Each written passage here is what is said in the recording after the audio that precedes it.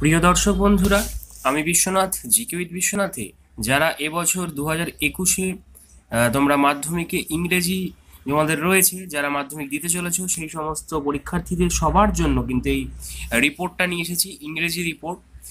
কয়েকদিনের মধ্যে তোমাদের যে ইংরেজি সম্ভাব্য প্রশ্নোত্তরের সংকলন, যেগুলো তোমাদের প্র্যাকটিস করা দরকার, সেগুলো নিয়েও আমি হাজির হব।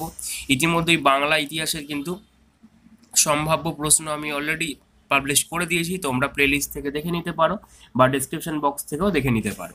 তো আজকে যে রিপোর্টটা নিয়ে আলোচনা করতে চলেছি, প্লাস্টিক পলিউশন নিয়ে। এই যে প্লাস্টিক থেকে যে দূষণটা দেখা দিচ্ছে, সেইটা নিয়ে তোমরা কিভাবে রিপোর্ট লিখতে পারো, একটু অন্য ধরনের রিপোর্ট কিভাবে লেখা যায়। তোমাদের যদি কারো কোনো বিষয়ের ওপর মনে হয় যে স্যার এই বিষয়ের ওপর রিপোর্ট দরকার, অবশ্যই আমাকে জানাবে। যদি আমার মনে হয় যে হ্যাঁ একটা ভালো টপিক বলেছো, তাহলে অবশ্যই আমি সেটার ওপর একটা রিপোর্ট লিখে দেওয়ার চেষ্টা করব ইংরেজিতে। তো দেখো, plastic pollution a growing threat, নামকরণটা এইভাবে দিয়েছি যে প্লাস্টিক দূষণ একটা গ্রোয়িং থ্রেট, অর্থাৎ যেই ভয়টা কিন্তু আস্তে আস্তে ক্রমান্বয়ে বাড়ছে। বাই এ স্টাফ রিপোর্টার এইভাবে দিয়ে দেবে। তারপরে লিখবে কলকাতা, তোমরা যেদিনকে তোমাদের এক্সাম হবে সেই ডেটটা তোমরা দেবে যদি পরীক্ষায় আসে, বা যেই ডেটে তুমি লিখছো যে কোনো ক্লাসের যে কোনো সময় সেই ডেটটা তোমরা দেবে। তারপর এইভাবে লেখা শুরু করবে যে plastic and it's various bad effects have been a matter of serious concern. দেখো, আমি প্রতিটার মানে বলে দেবো কেন কেন এগুলো দেওয়া হলো সেই জন্য। দেখো, প্লাস্টিক পলিউশন মানে প্লাস্টিক দূষণ এবং ইটস ভেরিয়াস ব্যাড এফেক্টস, এবং এর যে বহুগুণ যে খারাপ প্রভাব, এফেক্টস মানে প্রভাব, have been a matter of serious concern, যেটা কিন্তু আমাদের একটা খুবই চিন্তার বিষয় হয়ে দাঁড়িয়েছে, খুব সিরিয়াস একটা চিন্তার বিষয় হয়ে দাঁড়িয়েছে। ইন এ রিসার্চ, রিসার্চ বলতে কি, গবেষণায়, গবেষণায় দেখা গিয়েছে, it was said that that plastic in sea and ocean, মানে সমুদ্র এবং মহাসাগরের জলে, water would be more than fishes by 2050। অর্থাৎ 2050 সালে এমন হয়ে যাবে যে সাগর, সমুদ্র, এই সমস্ত মানে জলাভাগে যে মাছের সংখ্যা, তার তুলনায় প্লাস্টিকের সংখ্যা কিন্তু বেশি হয়ে যাবে যদি এইভাবেই চলতে থাকে plastic pollution.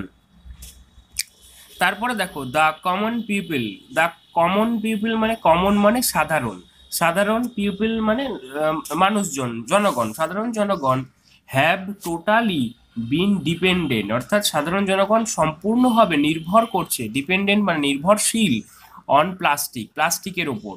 And it has gone two such a level, দেখো, it has gone to such a level that to return from it is nearly impossible।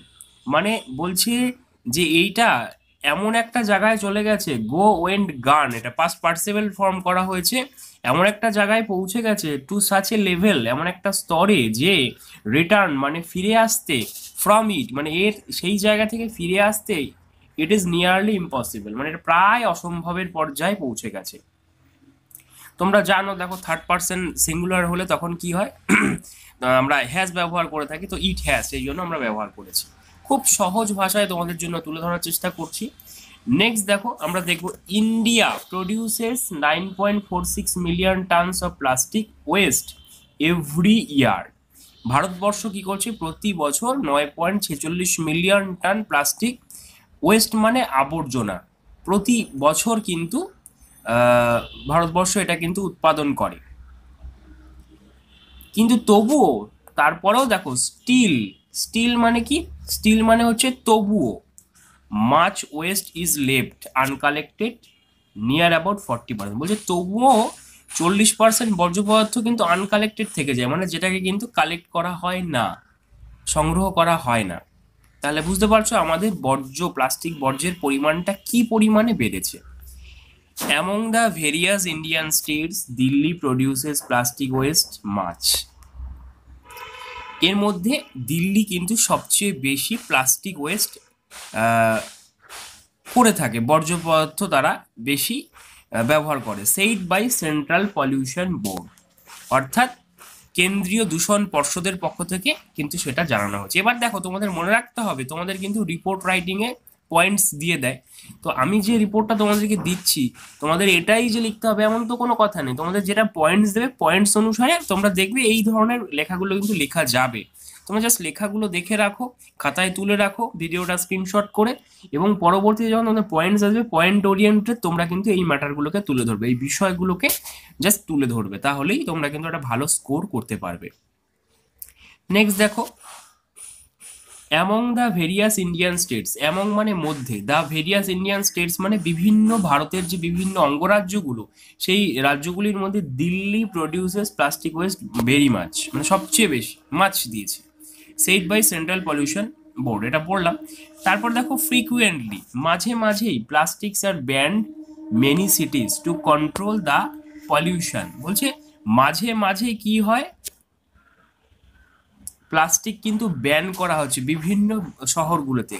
To control, control মানে কি, নিয়ন্ত্রণে আনতে, দ্য পলিউশন মানে প্লাস্টিক দূষণ নিয়ন্ত্রণে আনতে, but some days কিন্তু কিছুদিন পর, মানে লেটার মানে পর, everything becomes as usual like previous days, বলছি কিছুদিন পরে কিন্তু আবার সেই যা তাই হয়ে যায়, আগের যা অবস্থা ছিল সেই অবস্থায় আবার ফিরে আসে। নেক্সট দেখো, এনভায়রনমেন্ট মানে কি, পরিবেশ, environment becomes as usual like previous days, যেটা পড়লাম।